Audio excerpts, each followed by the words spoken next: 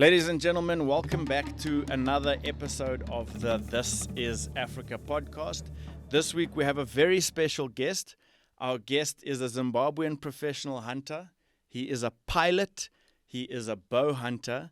He's hunted Zimbabwe, Zambia, Namibia, Tanzania, South Africa, and I'm probably missing a few. He's hunted over 100 leopards. He's guided.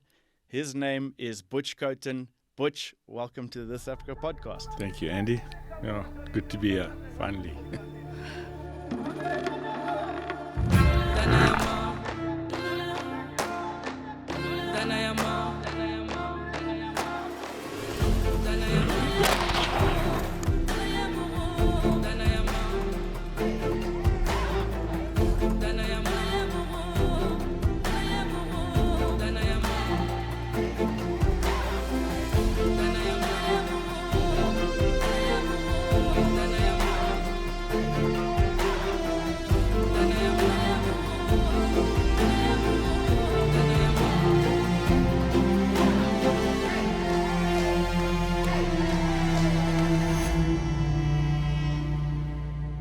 This is Africa podcast is brought to you by Swift Bullet Company. Bullets without equal. Tell us, how did you start in the hunting industry? I grew up in the Leopard of Zim and had plenty of hunting opportunities as a kid, in Triangle. And I was taken under Richard Booth's wing and on Triangle Estates and just got to be able to hunt guinea fowl and monkeys just as a kid, And I just definitely had that bug, the hunting bug in me. My dad didn't hunt and there was no hunting history in our family, but I definitely had it. And, back in those days, it was easy to get hunting. And I was lucky enough to get taken up by Buffalo Range Safaris after going to Cirencester. And that was back in April 1986, I think, and that was where I started hunting professionally. Did my license there. Wow! So that's how many years of hunting professionally? 38 now, I think. Wow! Yeah, it's amazing how many PHs have come out of that area, that triangle area. Yeah, I think it's got a lot to do with the opportunities that we had there. It was really wild down there then, a lot of cattle country, a lot of predator control, and the ranchers wanted animals culled that were eating their grass, the zebra and impala and wildebeest, and Unetsi Ranch was just cattle then. There was no commercial hunting, and that was, I think, that's certainly that southern section of Zim produced loads of hunters. Yeah. There was just great opportunities if you were keen, Yeah, so if you were born somewhere else in Zimbabwe and you were interested in hunting and wanted to hunt, you kind of had to learn at a later age, right? Because you didn't have the opportunities that you guys had down there. I remember going to visit Triangle, the Leopard, when I was a kid, and I think I was about 11, 12 years old. We went out for a cricket tournament. It was that double wicket cricket tournament. We got bulleted out to stay with people there, and I couldn't believe we went to stay at a farm. So I thought it was going to be just a farm where there's normal cattle and all those things, but it wasn't. It was like there was elephants and there was lions and hyenas and all on these people's farms. I mean, it was like a normal thing for you guys down there. Yeah, 100%. So, you were lucky. I think in the north of the country on all the tobacco farms and that, a lot of people had little game parks, but they didn't have that exposure unless they went down to the valley to the bigger game like we did. And Gonrajor National Park was right there. I remember that's my first elephant charge was, I said to my dad, look at all these elephants, they're coming to say hello, and he's reversing like crazy up the road as we got charged by a mob of cows in that park. So that was when I was like 6 or 7, So it goes way back. We had great exposure to big game in the Leopard. Those elephants down there are renowned for being a little bit more aggressive than most. Absolutely. And there was always talk of from the Bush War days, all the mines along the border, but this was before even then.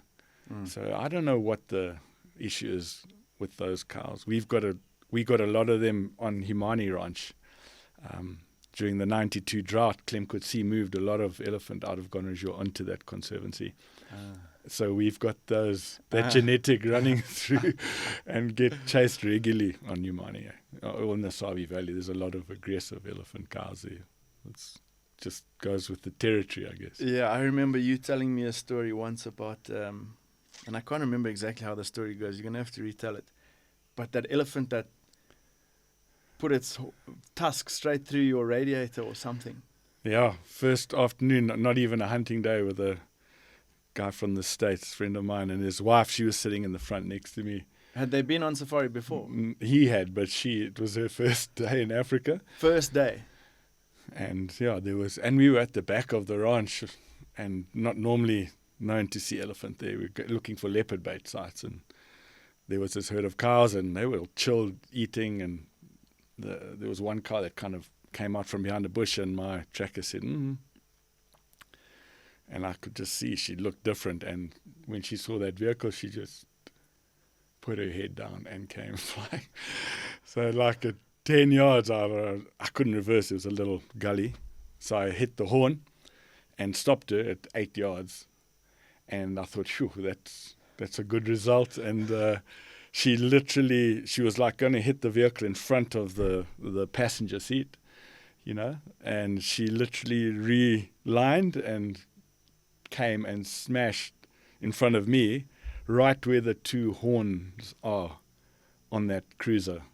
She broke off the horns that I just, hooted at her. No. And she stuck her, broke the grill. I got a big bull bar, so it stopped her completely. But she only had one tusk, which came through the grill and hit the horn. And she broke both horns off. It has to be fluke, but I stopped her with the horn, and she realigned, and that's where and hit it. But wow. But I think it was much heavier and stronger than she expected, because she backed away, walked off backwards, all embarrassed, and then went back to the herd. But yeah, it just happened so fast in all these cases. Wow. And what did the lady whose first day in Africa She was? asked if the plane had gone back to Hawaii. She's like, "Oh, did my husband bring me here?" He said it was going to be nice. Yeah, her eyes were wide. So were mine. Everybody. And how do you explain that one? Yeah, but I mean, that's the first elephant that's ever hit my vehicle in my whole hunting career. And we've been chased a lot, you can imagine. So it was just totally unexpected. And wow. But keeps you on your toes. Yeah. You've got to learn to read those things, I think. And in that case, there was no time. I mean, she came out from behind a bush and saw us and came, Yeah. But generally, you can look at those herds and you go, that thing doesn't look nice. And in Zambia as well, we got hectically charged. Everyone talks about the buffalo, the look a buffalo gives you. But for me, also an elephant, when it lifts its head like that, especially those tuskless, they've also got a funny look on their face, hey? And then when they lift their head and you see those eyes peering down at you, it's flippin' intimidating. My last hunt now, Andy, this last I've just finished a week ago, down on the conservancy, we were hunting a tuskless, and in that Capris, it's really thick along the Turgwe there. So we managed to work these things. The wind was good, but they knew we were around, so they weren't relaxed. And I got on an anthill. I saw the tuskless, and she was just slightly to one side of this group. So I said to the clients, let's go in and try and see if she's got a calf, if she's, make sure she's good to shoot. She's on her own to the side then. There's a little gap, went in quickly, and we were 25 yards. You could see her head, and she just like on cue, she walked out. I saw that she was dry, and an old cow. And I said to Andrew, I said, she's good, take her. And he lifted the rifle, and as he lifted and took it off safe, and it was actually filmed. On like a GoPro, you see her just lift her head like this, and from that quiet, those eyes went red, and she just came instantly. sheet charger. Just no noise just came, and he dropped her at 14 yards. I mean, I was ready, but they don't like me to shoot. No one does, but he did a great job and dumped her. But exactly what you're saying, that they turn from that look in their face is like nothing you've ever seen. Yeah, no, it's a freaky And look. where she took off, her toenails had dug in that hard. It hadn't rained. It was baked ground, and that's how she wanted to kill us. Yeah, It's something that people also don't realize is the speed with which those big animals can come from zero to coming. Yeah, no, it was hectic. Had the opposite effect to most. That youngster now just wants to hunt tuskless cows. Oh, really? He said that's the most exciting thing he's ever done. And he's shot a lot of buffalo and elephant. So Oh, wow. I guess Yeah. I thought I was going to retire like Buzz maybe Yeah. from tuskless. But yeah, I think we'll have to do a few more with him. Yeah, it was crazy. What rifle was he carrying? He was using a big double... like a 5.77. Yeah, it's a big double rifle. So, Okay. did the job, yeah. A couple of years back, you passed the 100 leopards guided, Yeah, which is phenomenal. yeah. How on earth did you get to that number? Like, you started hunting at Buffalo Range when you Right. were how old? I was actually 26 when I got my license. Okay. Or when I started, I'd gone to college in England, to agricultural college, Yes. after school, and came back and got offered a job with Buffalo Range, John Osborne and the Starr family. And, they had Buffalo Range Ranch, which was a game section and a cattle section. And I got employed because they had just taken on the Ome as a concession, and they needed some learners in that. So my first year, I did a lot down at Buffalo Range and ended up in the valley for the late season. But I quickly figured out that leopard was something that you could hunt anywhere. We didn't have buffalo on Buffalo Range, being surrounded by cattle. So it just fascinated me, those cats being smart and everywhere, but elusive and dangerous, when they're wounded and that. So I just decided that I wanted to be proficient at leopard hunting, and right from the start really asked lots of questions and watched. I've been fortunate enough to hunt with many really good PHs over the years. And Who were the guys who taught you back then? John Osborne, the late John Osborne, ex-Parks, he was the principal. Nevin Leesmay was the other, my two real tutors. And Rob Style had his license and came back from doing his honours at uni, and him and I ended up doing most of the hunting in the Ome for 10 years there. So, yeah, that was where my passion for leopard, and I think you have to be passionate to be good at leopard hunting, consistently good. You need to be passionate about it because it's something you need to do right every time. Yeah. Yeah. I mean, in my 12, 15, whatever years I've been in the game, I've noticed that leopard is a lot about the detail. Yeah. And actually, you told me that early on in my time, that it's all in the detail. And ever since then, I've really, really noticed that it really is in the detail. If you tie your bait wrong, and the leopard takes that bait and goes, you might have lost that leopard. Right. Like, you probably have lost that leopard. Yeah.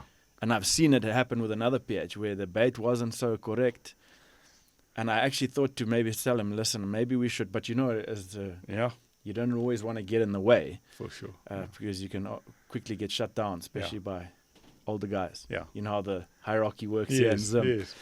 So, you be quiet, but come back the next day and bait in a hambile out, gone.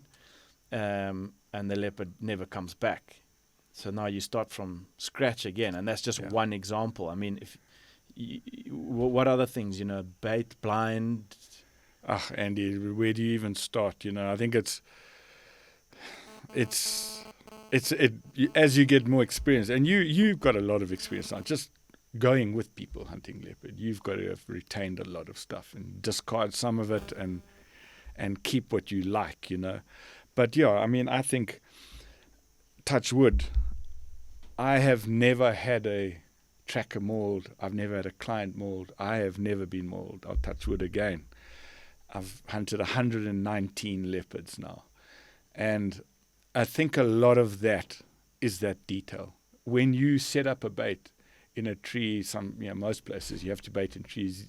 I am so meticulous about my placement of the bait and where I want that animal to be standing when it gets shot.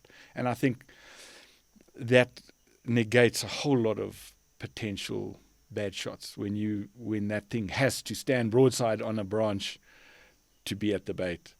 I've seen baits put up by PHs, and a lot of them quite experienced PHs. We're like in the fork of a tree, a big mucha tree surrounded by brush, and it's just hung in the... And that's literally where they're going to shoot the leopard. And they're going to have no idea how that leopard is standing when they hear him on the bait. And that's where you get guys shooting them through the butt and guts and feet. And, that's my opinion on that. So I really work hard at not giving that leopard many options, if any, when he's feeding. You know what I'm saying? So when that shot's taken, that cat is standing broadside, not lying down, none of that. And I think that really helps with the amount of wounded cats that I get. Yeah. So, and just so much detail, where it comes in and fresh bait and cameras, the trail cameras, vital to patterning that cat if you've got the luxury of that. How long have we got, if you want to talk about cats? But no.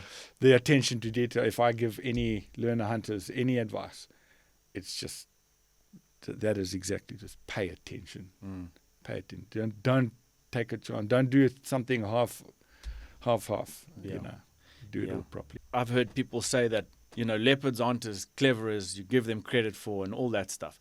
But that being said, yes, maybe that a particular leopard isn't. He's a bit brazen and whatever, and he really doesn't care, and you get cats like that. Yeah. But then you also get the other cat. Yeah. The sneaky one who's going to do a full round 360 and figure out what's going on because they know that's not their meat. Yeah. So if you do get that sneaky cat and he's the only one you got, and you haven't paid attention to detail because you think that it's just about putting a piece of meat and he's going to come and you're going to get him, then you've lost that cat, and that's your client now going home with no leopard. Which and you've just sometimes. Re-educated that cat even further now. Because now it's a game of cat and mouse. Yeah. Or cat and hunter, or whatever you want to call it. Because now you've got to try and out-fool this cat that knows something that you don't know what he knows. Yeah. Yeah, and so that from that side, you get them. I still occasionally fail on a cat. That's the thing with cat hunting, is that of everything, it's probably the one that you might come short at. All depends on which area you go to and how hard they've been hunted and bait availability. And some areas there's so many impala that the thing kills an impala on the way to the bait, and then you wonder what you've done wrong. And has he smelled you? Wrong, exactly. And he's just killed his own thing, and he's not enjoying. So there's so many different scenarios that can happen. But like I said, to be consistently successful, it's just attention to detail, and and grind away. It's not often not very pleasant for the client. That bait. But that being said, you've never had a leopard maul anyone. I don't think you've had any animal maul anyone, have you? No, touch wood again. No buffalo. It's quite a feather in your cap, to be honest, because that's a long time of hunting, and it's very easy for things to go wrong. Yeah, and they do sometimes, and then it's up to you as the PH to make sure everyone's safe and all that. But I think you in particular, I remember doing a hunt with you. It must have been 10 years ago now, and it was early season. The bush was thick, and we were hunting buffalo. And we had opportunities to pull the trigger, but you didn't let the guy pull the trigger because the buffalo wasn't quite at the right angle. You wanted it broadside, and that was what you wanted. Yeah. And I remember, questioning, like, why, that there was a shot there, But obviously with your experience, you'd figured out that, it was the guy's first hunt to Africa. you obviously figured out that, you don't want to give him. But I think that's just the way you hunt. You don't take chances. You're not a chance taker. Yeah. Yeah. In general, I'm not. I'm cautious. And especially following up, I take my time. I think I really take my time following whatever, if it's a wounded buffalo or leopard or something. There's a lot of different scenarios to that too, though. When you just read your client, and that comes with experience, whether this guy's nervous, how competent he is with his weapon, right from the minute he takes it out the bag to shoot it, zero it at the range, you can see this guy is not familiar with that rifle, or he's just awkward. And maybe he shoots the box well, but you just watch him. And so I think maybe in that case, I do remember that hunt, I wasn't really confident with the guys and realizing the anatomy of the animal. And so I really wanted a broadside shot, because I think he was one of those guys who had the perfect shot picture in his head that the bullet is going to go on the shoulder at that height, and when the thing's slightly quartered to you, or maybe there's a bit of brush, and I felt like maybe he wasn't going to really know where he was shooting. He was very excitable and just stick it in the wrong place. So you try and make sure that doesn't happen, but get him as close as you can, make sure he knows what he's shooting at. But yeah, I've got better at doing that though, from bow hunting, where shot placement and everything has to be right to kill that animal, with an arrow. I've taken some chancy shots. Sometimes I do with clients I know really well. I can give them that shot, which I wouldn't have done in this case with you. Yeah. So again, it comes back to every situation. But as a PH, I think I'm cautious right from the get-go. Yeah, patience is key, I think. Hugely. Taking that risky shot just because, you've been toiling maybe, and, you can get it over and done with, but that can often lead to a bigger problem than you already got. What I've seen as well is the areas that you hunt. So you go to a marginal area where it's tough to get onto a dagaboy, for instance. You're in the Jess and it's hot and there's tsetse flies and it's day 7 of 10 and typically they lie down and that's what you're looking at, is a hoof and an ear flicking and a nose and a bit of horn, and they're in that Jess, and it's and then thing stands up and you might feel that it's your last opportunity or first opportunity, depending where you are, and that's where I think a lot of guys wound stuff, is they push the client, or the client is prepared to take a risky shot because it's the first buffalo he's seen. So there's a lot of things that can make you do that. But if you're hunting an area where you do have opportunities, I think where we were on that hunt, you're going to have another chance. Yes. So why take a risky shot? Yeah, I think you waited until day 9 of 10 days for the perfect opportunity. Took it. Perfect hunt. Buffalo down. It was amazing. I mean, you always learn a lot from those your seniors, Yeah. So definitely learned a lot from you on that one. And that's obviously why you've never had anyone, touch wood again, anything happen. I think you're super nice and cautious. Yeah. I think it's nice for a client as well. There's nothing worse for a guy, especially a first-timer who's come out, doesn't really know what he's getting into and all that jazz. Nice to have someone with a lot of experience. Yeah. That's why also with the hunts that I book, I try and put them with the PHs that know a bit more, because I obviously realize what guys are paying. Yeah. I feel sorry for a guy who comes out and he's put with the squack. The guy is still on the learn. That must be tough because you paid the same amount. Exactly. Yeah. Yeah. No, I've seen lots of young hunters. They're excited. They're more excited than the client, and some of them shoot really quickly, where I don't think. I mean, I do everything I can to not fire a shot, and that to me is if I could not fire a shot in a whole season, that's the best season I've had. So I will. Going back to what you're saying about being cautious, that's part of that. Is that I don't want to shoot the guy's animal at all. I don't back up on my. On anything. I just try and get him in the best position, give him the best chance. And of course it goes pear-shaped sometimes, but that's when you have to go and sort it out. Yes, but that's your chance to now. Yeah. But get a lot of involved. quite as a few such. PHs, Yeah. especially the newly qualified. They'll I hate it. the client pulls off and Oh, no, I there's hate a it. boom. straight Man, afterwards, you just hammered that buffalo Yeah. so perfectly, and all of a sudden, the Yeah. PH is cracking one himself. yeah. You know, it's a bit like, I Yeah. mean, I understand if you see the shots not 100% Through the and hoof you or get a something, chance to yeah. do it, to take, because there's nothing worse than following a wounded buffalo for 5 days. Yeah, no. Especially when you've got something else to hunt as well, you know, Yeah. kind of like, 'cause you can't leave that animal out there wounded and suffering and, Yeah, you know. yeah, So yeah, sometimes it is nice when the PH shoots because you're like, "Oof, okay, this is Thank there's goodness, 2 yeah. bullets down range here. We've doubled our chances." for sure. Yeah. Yeah, Yeah. You've obviously followed some wounded leopard, though. I mean, because Yeah. the leopard is such a difficult animal. When they stand, you often think you know how they're standing, but a leopard is like a piece of rope. yeah, You know, it can tie it almost itself in a knot, and to figure out where the vitals are in that knot, like you said, it's so important to place your bait so they're standing perfectly. yeah,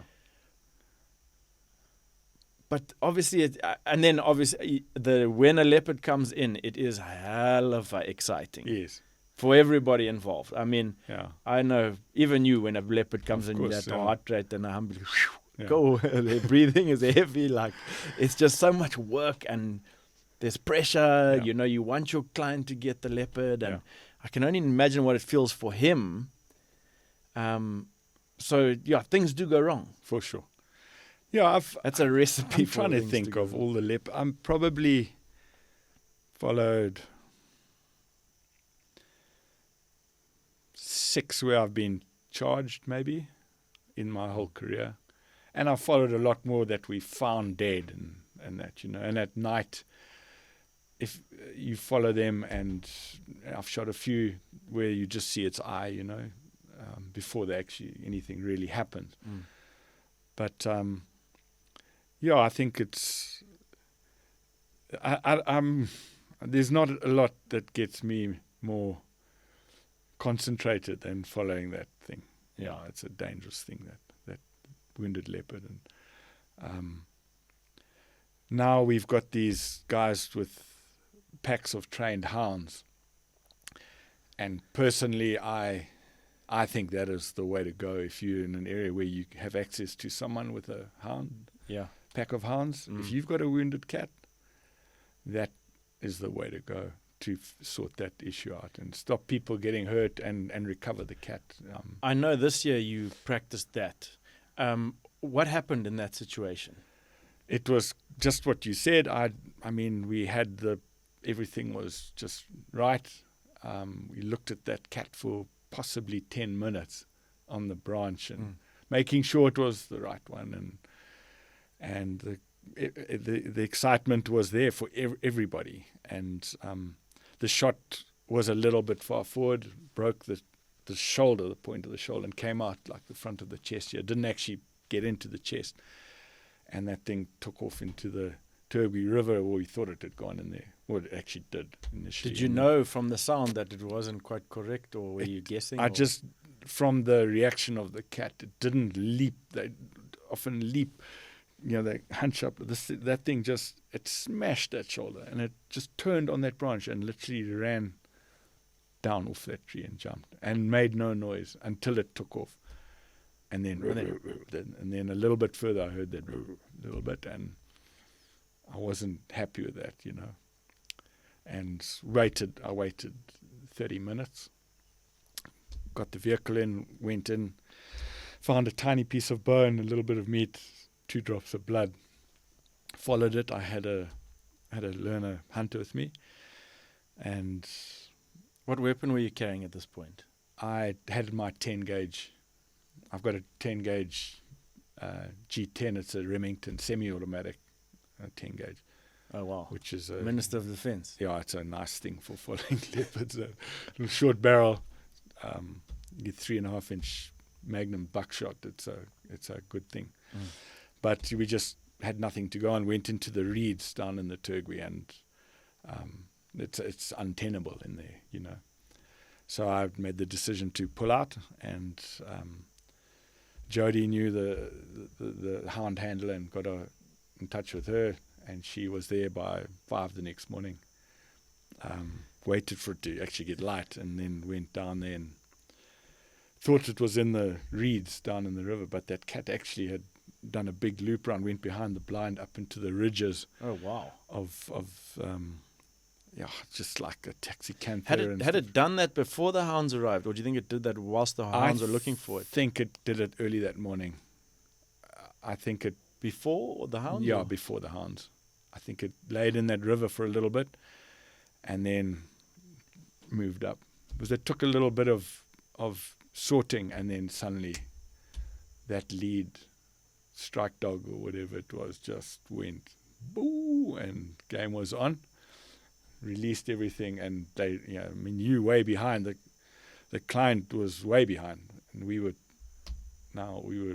running as fast as we could. And when we heard the fight start, this cat couldn't climb a tree because its shoulder was broken. Yeah.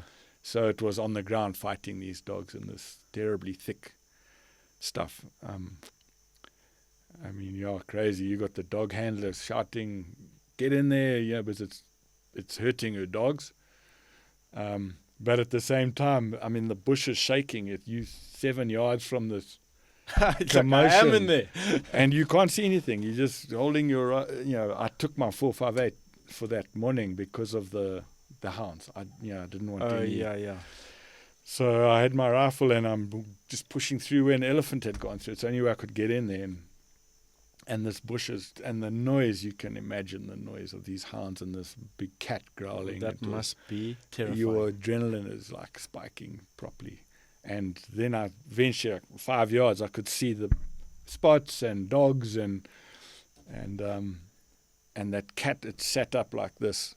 I think it heard, I was talking, people saying, "Don't shoot my dogs." The handler was really worried about that. Obviously, those dogs are valuable, and so I think it hurts, and it turned around and a dog nipped it, and it swung back, and for a second everything cleared. I could just see this cat's shoulder right here now. Shot it and didn't hit a dog and killed the cat. But yeah, that's the first time I've ever used hounds on a leopard. Ever. I've never done a hound hunt from scratch, and it's the first time I've used hounds to get a wounded cat. And I think if we had been on foot, that thing was going to come. I shudder to think what could have happened. Yeah. Maybe you get lucky and shoot it on the end of your barrel, but it would have been really bad. So, thank you to that pack, because it was the girl. It's a girl who runs that pack, isn't it? Yeah, Kendall. She's excellent. My first experience, but I would use her every time. She's right there, and she's young as well, isn't she? Yeah, young, good dogs, good dog handlers with her. I find that great. I find that fascinating. That is a hell of a career path to choose. Yeah. You talk about, excuse my language, balls of steel. She doesn't have any balls, but she must be hell of a brave. Yeah. Because she's very professional as well. She said, "May I carry a weapon?" Because obviously some guys don't want the houndsman with a weapon for whatever reason. I was like, bring it on. The game's on now. Whoever can shoot this thing, if it breaks out this way. I had to learn a hunter. I had Jody Capers with me, and I actually had Bruce Watson was also in camp at the time. So he was also there. So we had plenty of firepower. But, with a cat, you never know which way it's going to go. And it was just anybody. Sure. And obviously the client himself. So, she was really good. I can't say enough good things about it. Very professional. And I hope to talk to her one day, because I find that absolutely fascinating how a lady chooses this career path. Yeah. That's craziness. There's lots more women coming into this whole industry. Yeah. Lots of learner guides, learner hunters. Yeah. They'll probably show us a thing or two, hey? Yeah, I think in the time to come, they'll definitely be able to show us a thing or two. Normally women are better than men at most things, eh? They don't like to admit it most of the time, but often is the case. The girls that I've worked with, even when I was a new hunter, there was some girl guides, photographic guides, that had to do had to come and shoot buffalo and elephant, and I had quite a lot to do with that.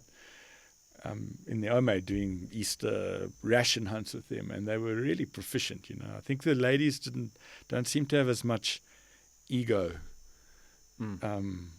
issues as some of the men. You know, they don't like taking instructions. Some of these men, even with hunters, you know, when you're hunting with women clients, and there's a lot more of them now. A lot of ladies are hunting, coming as the hunters, the principal hunters. I've noticed that.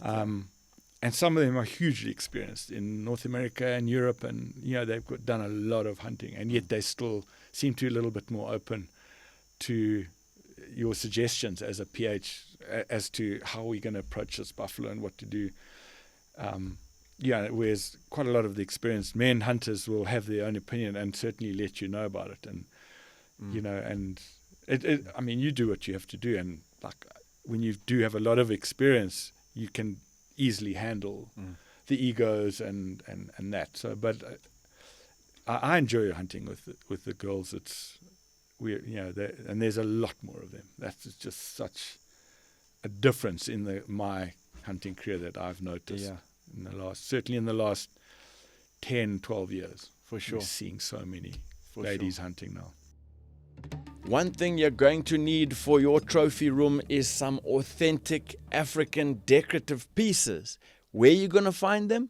AfricanSportingCreations.com. They have an awesome selection of shields and spears and knobkiris and all sorts of things used by warriors and hunters in Africa for sale in the United States online. They will even deliver them right to your doorstep, so it makes setting up your trophy room all the much easier.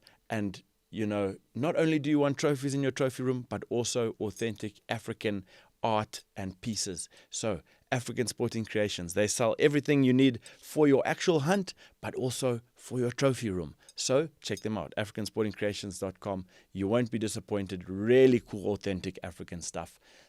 Back to the episode. Talking on clients, I've always noticed that you're very good at, your people skills are very good. And for me, PHing is a lot of it is about your people skills. And you've got it down to a T. Have you ever had any nightmare clients? Obviously, you don't have to spend any names here. But like, have you ever had any terrorists? Yeah, no, of course I have. I mean, I've had some tough guys, and yeah, it's very rare though. So you know, I can count them on one hand probably. Yeah. Where it's really tough. So give us an example then. Don't be shy. I had an example. I'll give you an example actually where I actually ended up like leaving the hunt as the PH because see, now this is where I was going, because I was there. Yeah. And I don't know even what tell us the story. He was a European client. I remember that. Portuguese guy.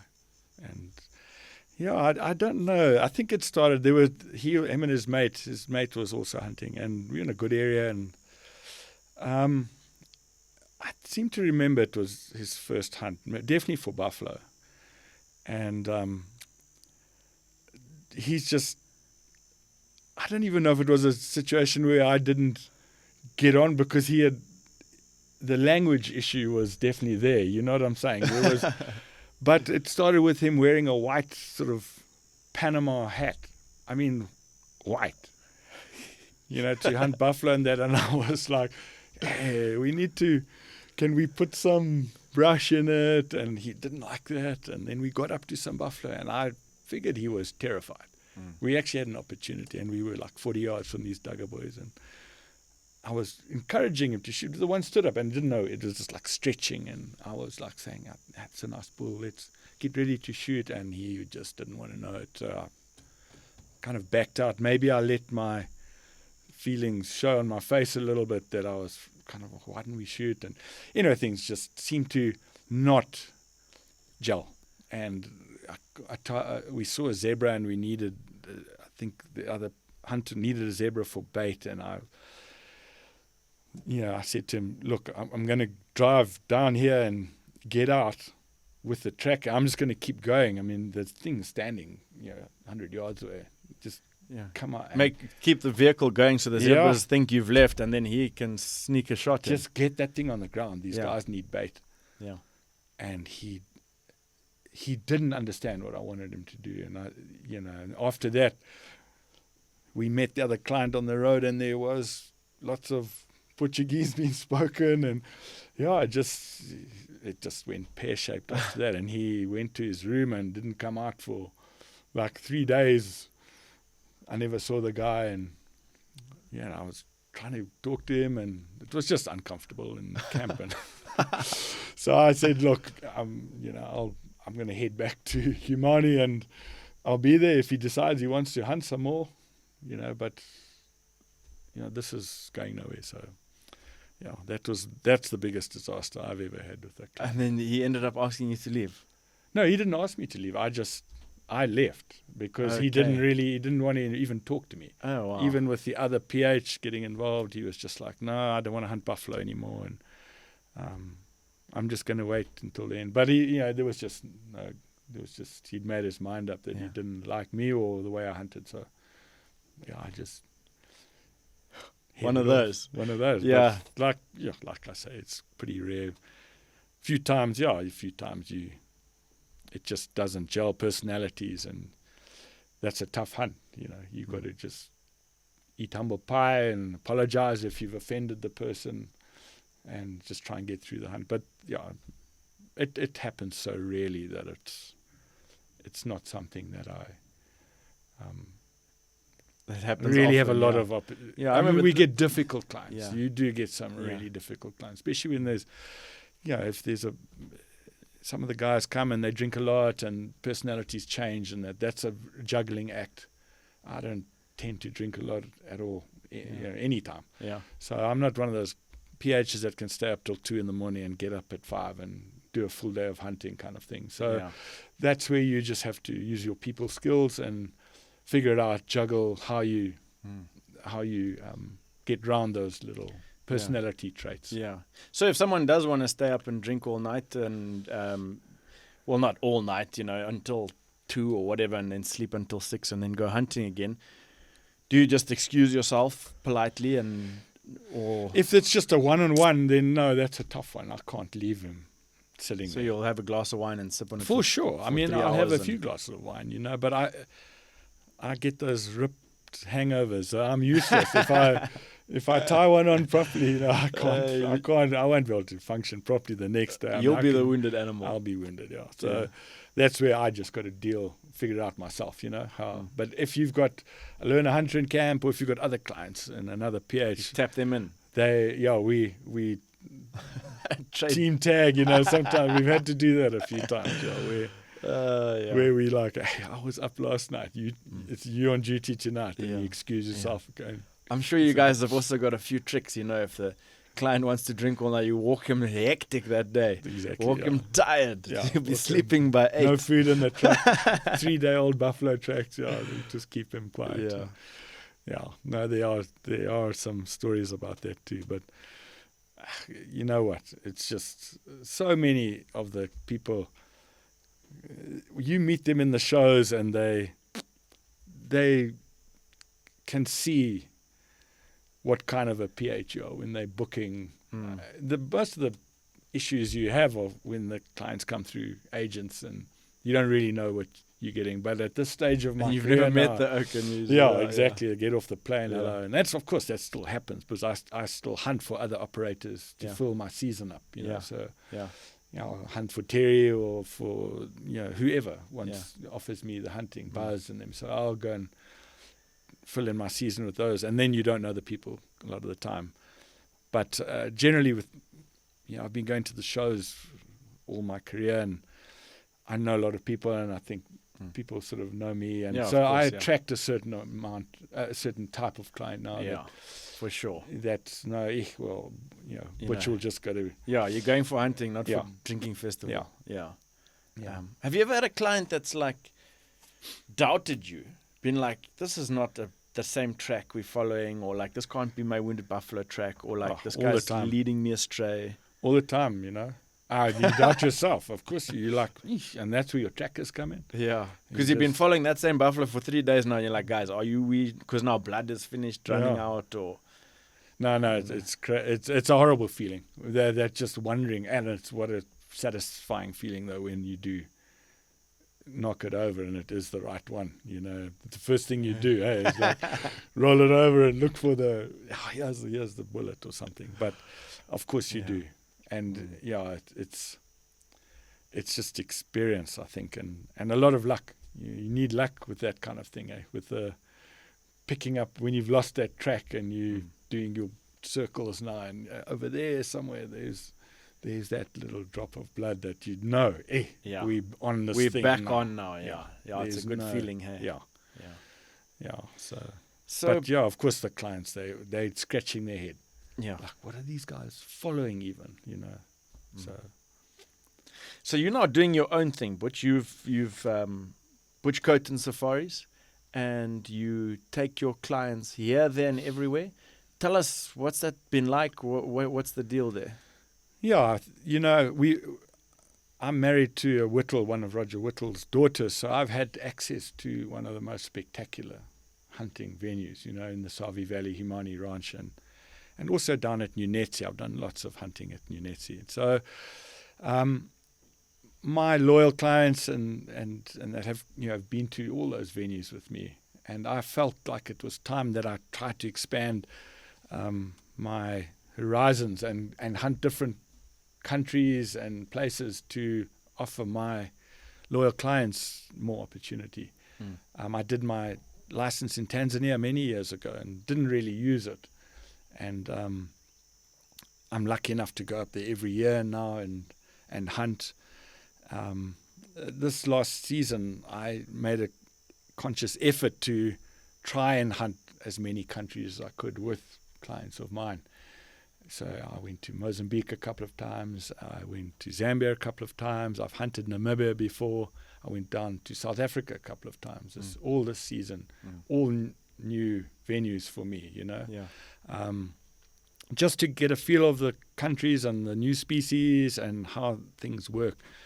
And it was a huge learning curve for me. You know, that's the thing with this game. You never stop hunting. You've got to keep an open mind.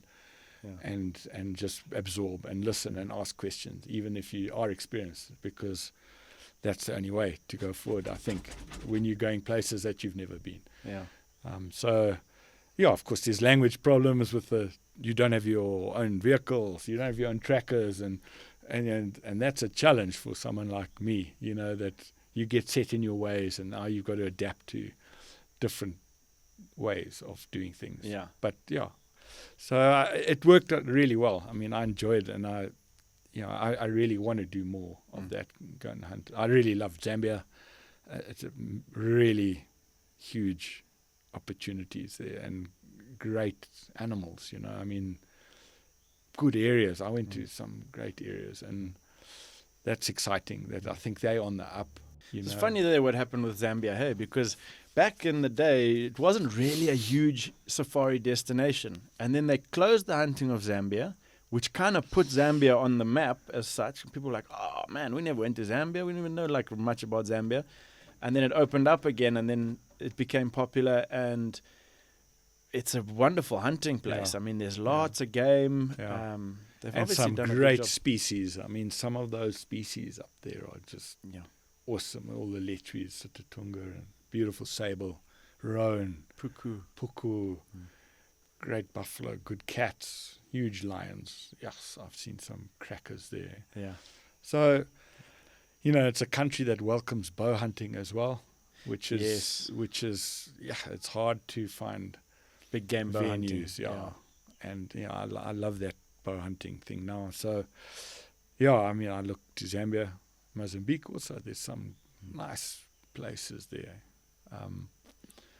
I hope to do some more there, because I think the hunting in Zim the areas are dwindling. You know, I think it's harder and harder to find really quality hunting areas in Zim. We're losing areas to photographic operators, and so it's smart to have other options. You've obviously been hunting in Zim for how long? I mean, what did you say? Well, all my life, from a kid, but professionally, 38 years. 38 years. So what is the main difference you've seen? I mean, there's still a lot of good hunting in Zim. obviously, and it's one of the places that the price point is quite good, Right. isn't it? It's kind of that middle ground where you're still wild areas. Yeah. The price point's not as hectic as some of the more northern Zambia, Tanzania. But I mean, you've obviously seen it since. I mean, you were with what's his name now? Swainson. Was it Swainson's or Ingwe, Bill Bedford. You with Bill Bedford, yeah. Yeah. Down the valley those days. Yeah. Like, how's the valley changed anyway? Oh, it's unbelievable. I mean, I started in the Ome, right, which is still actually operating. Yeah. Unbelievably. It was. I can't even describe it compared to What it is now to then. Yeah. It was magnificent. I mean, we had huge quotas of buffalo, 10 leopard a year, 10 elephant bulls, 10 non-trophy bulls, 15 elephant cows. We had sable, we had reed buck. I mean, that Ome was spectacular. Great genetics on the buffalo. We averaged nearly 40 inches on our buffalo, shooting like 50 buffalo a year. It was crazy.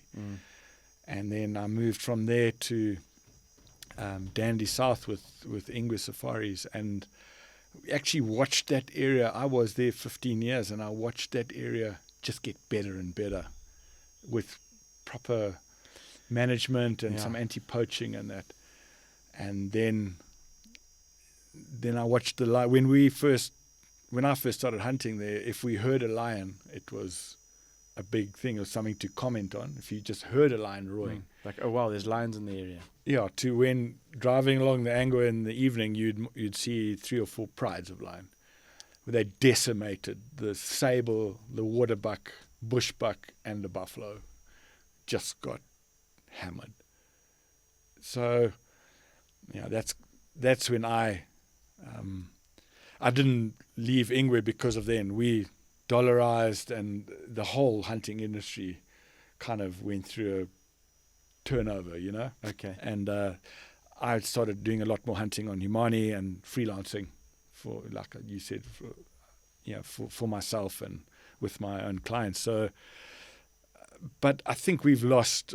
I mean, when I started hunting, there were I don't know. I counted it the other day. I think we've lost like 16 hunting areas. That probably more. I could well be wrong, but that used to employ PHs and had the operators. Doma was I did my proficiency test in Doma. We shot elephant, we saw buffalo, saw black rhino, and now Doma.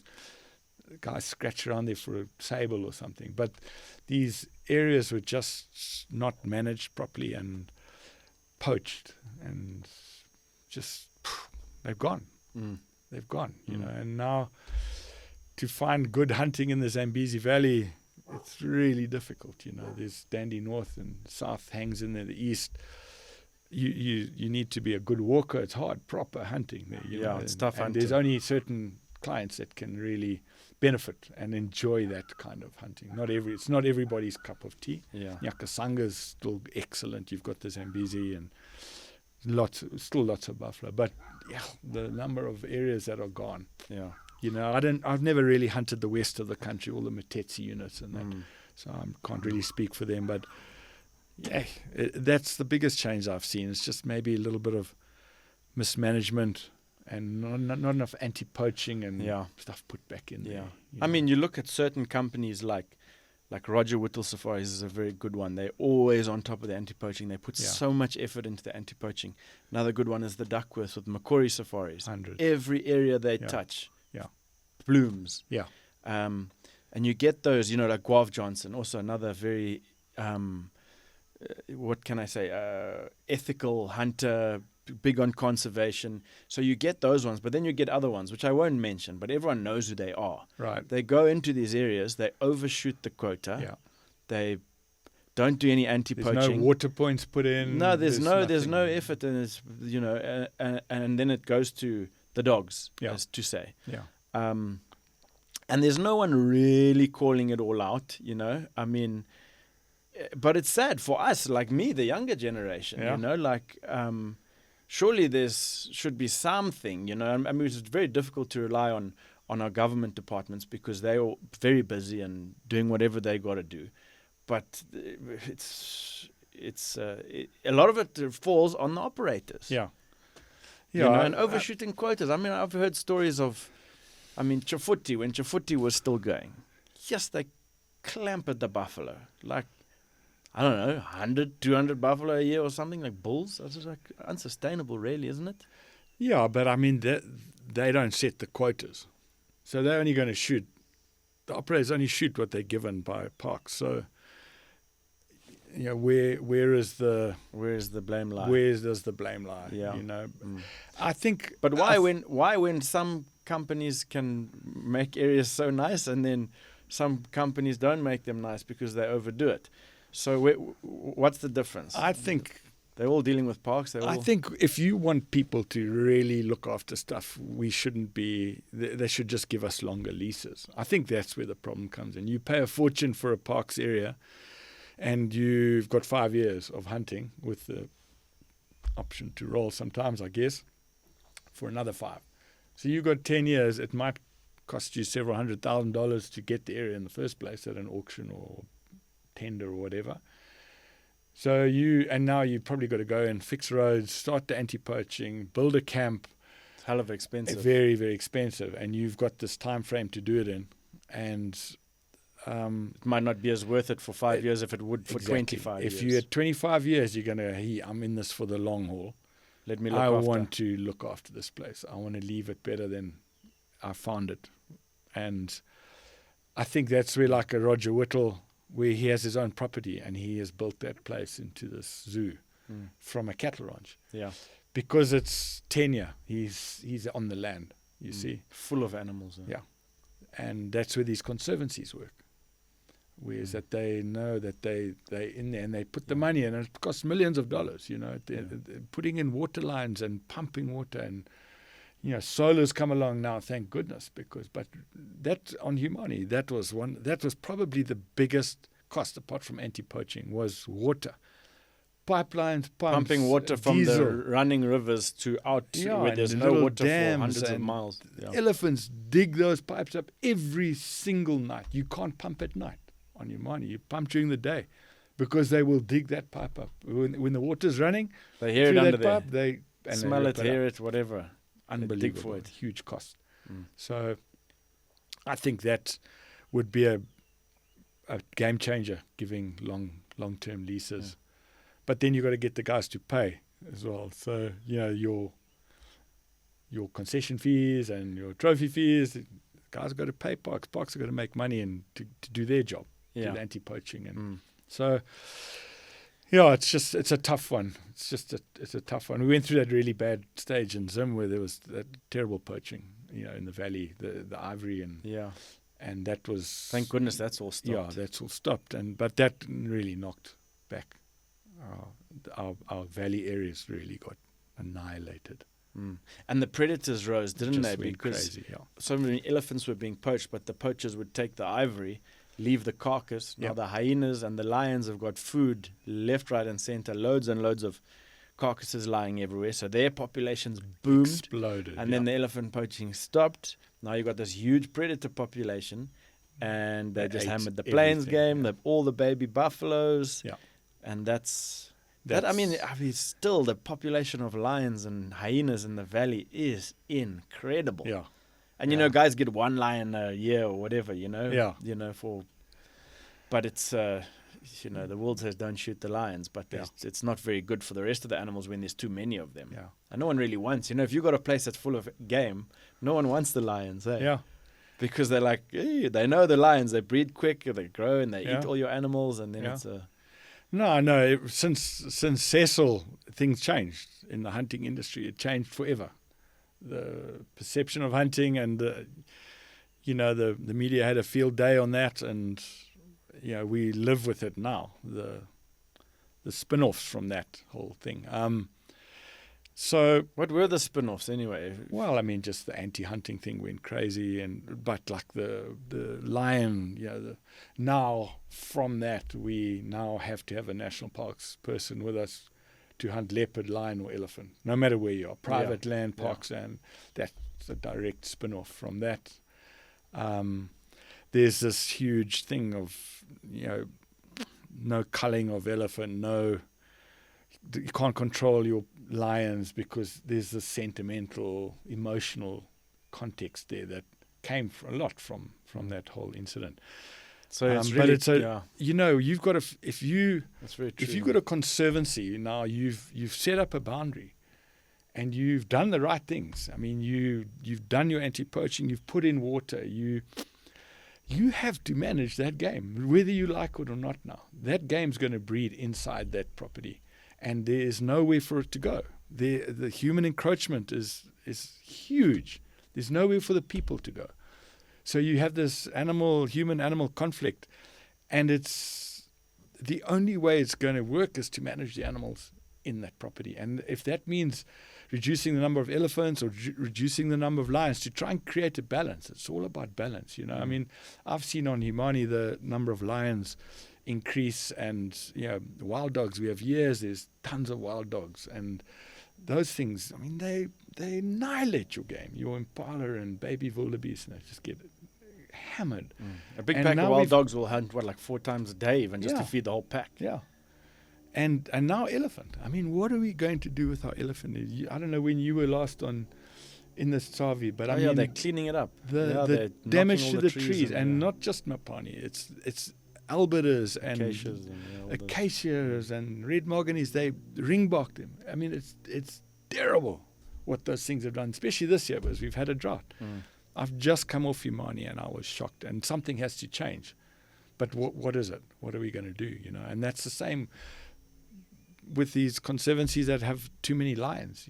They've eaten everything. You're now down to elephant and huge herds of buffalo that stick together to try and alleviate the chance of getting eaten. There's 800 of you. You've got a chance not to get eaten, so kind of thing. The odds are good. Yeah, I don't know. I mean, I know what the answer is, but I don't think my opinion's going to count. I mean, I think a lot of people, the Roger Whittles know what the answer is. But because they used to do it back in the day, and they was how perfect. Do you swing it? How do you swing that changed internationally, where where there's so much donor money and there's so much money involved from non-hunting? Well, that's the thing. I mean, the group of people that understand the issue is as big as an orange. And the people that don't understand is a really great beach ball. Yeah. So it's now you've got an orange versus beach ball. Yeah. It's tough, even though it's like, how many doctors are there in the world? Probably the size of an orange compared to the beach ball of us Gumbies. You don't know anything about doctor work. Yeah. But we don't go and tell the doctors how to do their stuff. Yeah. Yeah. But it does happen the other way around with hunting. Yes. Yeah, it very much does. And I mean, that's, unfortunately, we don't make policy. So it's so much behind the scenes, isn't there? So much money involved. That you just hope that the right thing happens. Yeah, well, maybe that's something that's good about social media, and that, it could give us some sort of a platform to, air our side of the story. Sure. Although hunters are not really social media types. They're more like walk in the forest and enjoy the birds and stuff types. They don't really spend too much time behind the computer. Yeah. No, I hear you. And there's definitely types of stuff that you should post and shouldn't post, in my opinion. Every PH is different. The guys that like the conflict that it draws, on social media, posing with a dead leopard, say, or an elephant, stuff that's emotional. But I think there's a balance there, and so much depends on the politics of the world at the time. Who's driving things, where the hunting goes. Oh, yeah. You see what I'm We saying? all know that. So, I just hope that people in power make the right decisions for the conservation. That's the bottom line. We've got to keep the game going, and hunters' dollars really are the ones that actually make the most impact on these animals. Unbelievable. Like, we know how much space is out there that's looked after by hunters because we've visited the places and whatever, and it's unbelievable. Yeah, the size of these tracts of land that are conserved because of hunting. Yeah. But to the average Joe, they have no idea. No. You know, they think guys go into a small paddock full of animals and just let loose with their rifles. Yeah. That's what their impression of hunting is. Yeah. But they don't really understand. No. It's vital though. Hey, let's hope. You never know. At least the governments understand. Yeah. So surely, when presidents and things start speaking up, then people can pay attention at least. I think there's also seems to be a swell of wealthy conservationists, philanthropists that are putting big money into conservation in Africa, but are hunters themselves. Yeah, and they understand. They understand. So I think from that side, there's a lot more hope. Yeah. That long term, sure. long after I've stopped hunting, that hunting will still happen. And it's not just a blanket ban, where there might be a couple of areas that still have game, but huge tracts of land are gone where they used to hunt. So let's hope that is the case. Yeah. Here's a question for you, Butchie. So often there's a lot of hard line against fenced areas. But my opinion is if the area is big enough and it's fenced and the animals have a fair chance and all that stuff, all that good stuff, and they live there naturally and they're not getting fed lucerne every day and, all that jazz that happens in some of the small areas, particularly South Africa and Namibia. How big fenced is big enough for people to be like, okay, it's fenced, but, it's a fair game? I think that's an individual. Yeah, for you. For me, I mean, we're used to hunting huge areas. Okay. Yeah. I think if you've got 60,000 acres and it's fenced, and the game is breeding and itself, you're not put and take, you're not stocking it with animals to shoot every year. The animals that are in there are actually breeding in there. And most of them have never seen that fence. You've provided the anti-poaching and the water, and they're happy in there. I mean, I'm happy to hunt in a place like that. But like you say, I've got a bunch of clients that even on these huge 800,000 acres, 360,000 acre properties that are fenced, they don't want to go in there. And yet you will never see that property in a week properly, ever. No. It's so big. No. So, I mean, I don't have an issue in hunting in those areas at all. I mean, I get the way it's done. Like in South Africa and Namibia, that game is so valuable. You go and buy a lot of roan or sable or whatever. You can't have them wander next door and lose the biltong hunter shoots it for his biltong. You see what I'm saying? So you've got to fence, and the people that go and hunt down there, they know what they're going to. So it's got its place for sure. But I mean, for the Zimbabwean PHs and that, it's not something that's common to hunt a fenced area, because there really are no small fenced areas that I know of. Yeah, but some of our conservancies are fenced, but I mean they're like 1 million acres or 2 million acres or whatever. Yeah. So you never see that fence, and some of them are open one side against the river or whatever, or so elephants come and go and all that kind of. They're only contained by the people now. Savi Valley is a classic. It was fenced when it was first conceived and came to be in 1992, 93. And right now, after the land changes in 2000, some of the properties in the conservancy were settled, fences were taken down and eroded, and there's pretty much no solid fence in this. And the only thing keeping animals in is human population. So we have a massive problem with people getting stomped by elephant and buffalo and lions killing cattle and goats, and there's all these plans to realign the boundaries and refence, and because I think ultimately that is the only chance the game have got and the people have got, but it's never going to stop that conflict.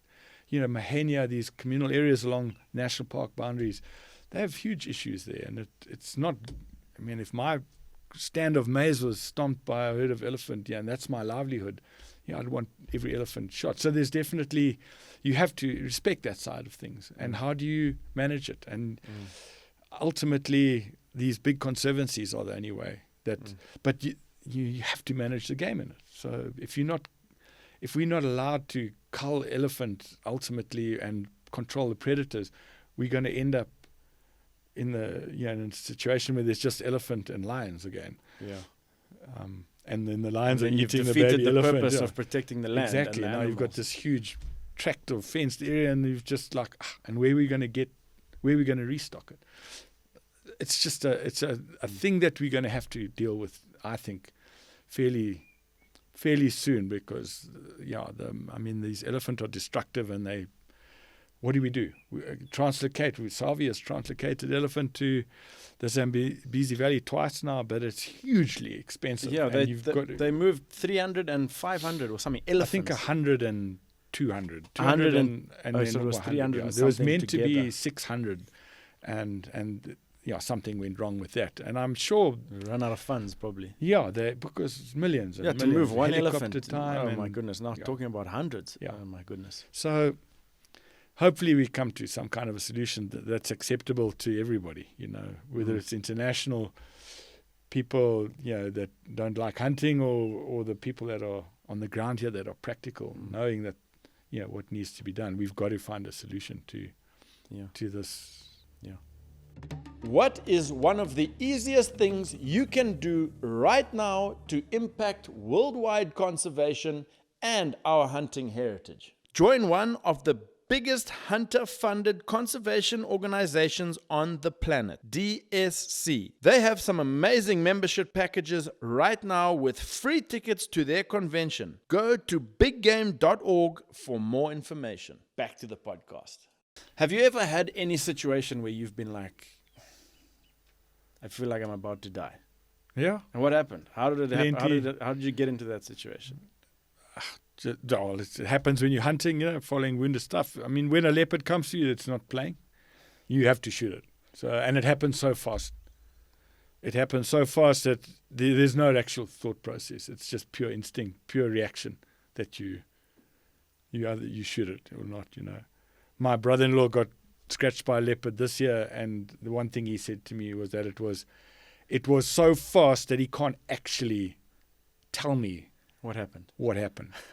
It happened so fast that he just knew, the leopard coming, and he was on his back, and it ripped him open. So, I think yes, I've had some buffalo, I've had some hectic elephant experience. Us one. Which one? And how did it happen? How did it all start? I'll tell you one of the most frightening experiences I had, where I didn't actually shoot the thing. We were hunting in Dandy, trying to find an elephant bull up on the Mozambique border there, and I heard this sort of, I thought it was that elephant, rumbling. The wind was wrong, so I backed off, went round, snuck in through this jess quietly, and looking for an elephant, and I looked down 3 meters from my feet, and there was a lion cub, a little guy like this, lying in the leaves, going like snarling, and I was like, back off, and everyone's looking for an elephant. I'm going, and the trackers, everyone's look, what? I'm going, lion, yeah, like right here. And I had a learner hunter with me at the time, Dirk Mustard, and he had a camera on his belt, and I said, Dirk, take a photograph of the cub, So the client came up, he was a Spanish guy, came up like next to me, he's like, oh, yeah. And I'm looking for mummy, you can imagine. I'm like, this is not good, but I'm still risking it by take a photo. And the client's girlfriend came, and she came between, and she saw, and she went, oh, there's another one. There was another lion cub a meter from this one that we had not seen. That's how camouflage this thing was lying there. And she put her hand out, she pointed, she said, there's another one. And this thing went, Iwe. Here came Mummy from like 70 yards away. She was looking, that growling, that rumble was her growling at us when we had first walked that side. And she was still over there looking for us. We'd snuck in so quietly this way. She didn't know we were there until this thing made a noise. And this lioness came, my friend. And I knew I couldn't shoot her because I'd instigated that. I'd put us in. I could have just backed off and we would have probably been fine. But I'd said, take a photo. Cuting. Anyway, and that thing came. And I was standing with my rifle and I saw Dirk raise his rifle. And I was just screaming at him, don't shoot, don't shoot, don't shoot. As this thing I just remember teeth and claws and this terrible growling. I never saw the cubs. And there was a little Gruyere branch, I reckon 2 yards from me, that I said, if she comes through that, I'm going to have to shoot her because it's not a... And her neck was over this little twig and her feet were under it. And she went like that and stopped, this noise, and sprayed my feet with dirt and leaves. And I was like, and I never pulled the trigger, So that lives on in my memory forever. Oh my That Lord. And a buffalo. I do a lot of bow hunting, a lot of guiding of buffalo and that. And in Tanzania we had a buffalo, shot it nicely, went and fell over, and it's open there. Anyway, I walked up to it. The sun was going down, and this thing, I'd watched it for 5 minutes. I looked and it wasn't moving, and it had even bellowed, and I've never had a buffalo stand up after a bellow. I always feel it's like their soul leaving, Yeah. So I kind of walked up behind it, and the bow hunter he's a real passionate, strong, he just loves hunting. Now he's so excited. It was a beautiful buffalo bull. Old Duggar boy on his own. And he's like, I want to see it. It had like 18-inch bosses. And its head was in the panicum like this. So I said, hey, let me just make sure, that this thing's gone. You've got a rifle, right? Yeah, I've got my rifle. So I come around and he's behind me like this. And I touched that thing's eye. And it went... And it came up. Like, obviously, at my feet. I mean, I recall just putting my leg back so its horn never hit me on the leg. And I put my barrel on its head. Right on its head here. As it stood up. And I started backing off. But because we're bow hunting, you want them to have the kill, try not to shoot. And I also just could see it in its eyes, this thing. It wasn't, I'm going to kill you. It knew something wasn't, it could obviously smell me and it just got back up. But I didn't ever feel that it was focused on killing me. So I literally backed away from that thing. From 1 yard, backed away till we got, and it kind of walked like this towards us. And I got about 12 yards back and I said, stick it again, with another arrow, which he did. And it fell over. But that was another very interesting situation. Yes. And I'll get cussed by many PHs for not shooting at it and that. But you know what? Just like the elephant cows, those tuskless, that thing's eye, when that thing, when he's focused on you, then I never felt that. So, and the client was happy that he said, no, he didn't feel like there was any real danger to him. You know what I'm saying? He felt like I had the situation under control. If I'd, obviously I would have shot it if I thought it was about to. You must have got a hell of a fright though. When it went and somehow I did get a fright, and I took everything not to shoot it, but it worked out good. That's where that saying comes from. Hey, it's the dead ones that They kill you. Yeah. Especially with buffalo, those things. Yeah. No, frightening. Just take your time. Be What cautious. weapon are you carrying, Butchie? I'm carrying a Winchester Model 70 458, just a standard 458. Yeah. I've carried that for 30 years, I think, of my 38 years. And it's that's a big caliber, and it's plenty to It's diffuse. plenty for everything. I get my ammo reloaded by PHs, so I trust their reloading. Okay. You know what? I think it's so important that it's just the familiarity of that, carrying that thing for so many years, and just like a part of me. Yeah. I mean, I'd love a double. Many of my friends have doubles and are very competent with doubles. And I would still like a double in certain situations. You know, when you're in that Capra stuff and Humani, when you just you're never going to reload. You might need two shots. That's where I would for sure love to have a double. But otherwise, I love my 458. And for a client, the 375 is perfect. Yeah. But for a PH, the 375 is because if you are not exactly on target with it helps to have that little bit more stopping. That whack to the head. I carried a 375 in my start of my career, an old Cogswell and Harrison 375, which I used for many years. And then, I got into a situation where I heard of buffaloes running through a Jess where you can't see them, and my trackers were under bush, the buffalo literally jumping over these guys, and these, you just like standing by a tree and I realized, it's all very well if you shoot well, and you've got the time to aim, you're going to probably stop everything that you're trying to. Yeah. But in a situation where the thing pops out where you are, and you're not going to maybe hit the brain of a buffalo, but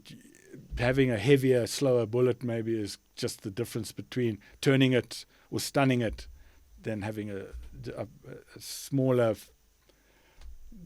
faster, more penetrating bullet like a 375. Yeah. So I switched to the 458. But a 458, with these red dots now, I put a red dot on mine.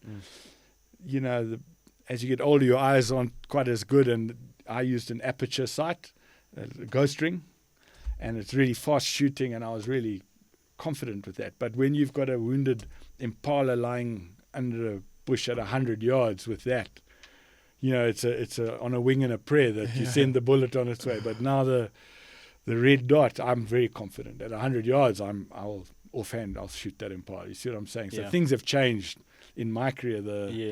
With all these different sights and that, giving it someone like myself a few more years of being safe. And just from a client's perspective as well, bullet is hell of important. I've realized this, like I've seen someone try and brain a buffalo when they weren't using a good bullet. And that bullet didn't go into the old Duggar boy's skull. No. It doesn't. No. It just stops right there. Yeah, that's hectic, No, bullets... I mean, even on a... crazy, most of the bullets these days, if you hit it pin perfect, it's going to do the job. Most of the bullets. Yeah. But it's that when it's a little bit off and that bullet's not so sharp or not so doing his job so well, that's when you now end up with a problem. Bigger problem. No, for sure. What's your opinion on Swift bullets anyway? Since that's my go-to, definitely on the A-frames and that for the buffalo. Dangerous stuff, Yeah, I love those things. That's what I always get my clients to bring, always get Swift. Yeah. They're a damn good bullet. Yeah, they can't seem to make them fast enough. No. Because the demand is obviously real high. Yeah.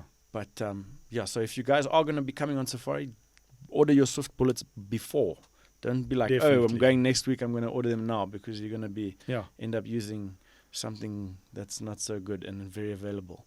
No, go for the Swift is the bullet of choice for me, really. I'm not just I love those things. So Butch, you've had 30 something years of hunting. Well, how are you going to close this bad boy out? What's your plans for the next 5, 10, 15? You're a very fit gentleman. I've hunted with you before. It's no easy task keeping up with you. Not that you push us, but you're a fit dude. So probably 10, 15 years, what's the plan? Yeah, Andy, that's all I do. That's how I make my living. And I want to hunt as long as I am safe. That's the bottom line. Yeah. Over the years, your ears get rung many times by guys shooting. So my wife tells me my hearing, I'm deaf as a doorpost. Probably more deaf to your wife than most folk. Clearly. But your eyes my eyes are really good still out there. I need glasses to read and a red dot. But I'd love to carry on hunting as much as I can while I'm still fit and capable. So, I'd like to think 10 years still. I'm 62 now. So... it would be really nice to but there comes a time when I definitely phase out some of the more dangerous stuff, because I don't, you don't want to put people in danger. I think I'd like to think I'll still carry on doing my leopard and that, because you don't do multiple. Do 2, maybe 3 in Yeah. a year. So do it right Yeah. and call the houndsman if there's a problem. Yeah, there you go. But yeah, I mean, like this year, been a lot of incidents with buffalo and some tragedies, and it does weigh on your mind. Certainly did mine. Towards the end of season, you're starting to think, there's some very experienced guys getting hurt and killed, and what do they do wrong? Where does the not hearing so well or not seeing so well, where does that affect that kind of thing? So it definitely was on the back of my mind, and I was more cautious than ever. You know what I'm saying, especially with the approaches and that. So, but yeah, I'm just going to keep hunting as long as I can, and enjoying it. Well, I for one certainly know that you are more than capable, and as they say, there's no substitute for experience. Yeah. Because you might not even need to hear something. Something is cooking when it's not. That sixth sense is developed over time. For sure. So, folks, if you're ever looking to book a hunt in Africa and you want to hunt with Butchie, it's Butch Coaton Safaris. You can find him on Instagram. You got a website? No website. Butch is still old school. So, but yeah, he relies mostly on word of mouth. To be honest, that's how Butch's, built his huge client base. But there's always room for some new folks. Which is, as you can tell from the podcast, very humorous guy, very safe, very knowledgeable. He's never going to do you dirty. So, get hold of Butchie. Instagram is a real easy one to find him on, Butch Coaton Safaris. So, Butchie, thank you very much for coming in and chatting. Pleasure, man. Always nice to pick someone's brain who's got so much experience. And anytime. We wish you all the best for the future. You can also find Butchie at the Dallas Safari Club and the SCI conventions. Like I said, send him a message on Instagram or something beforehand. You can always contact me. I'll put you in touch with Butch as well. For sure. Folks, thanks for watching or listening to another episode of the This is Africa podcast. I hope you've enjoyed it. Don't forget to like, subscribe, tell your friends, and we'll see you right here next week for another episode of This is Africa, the podcast.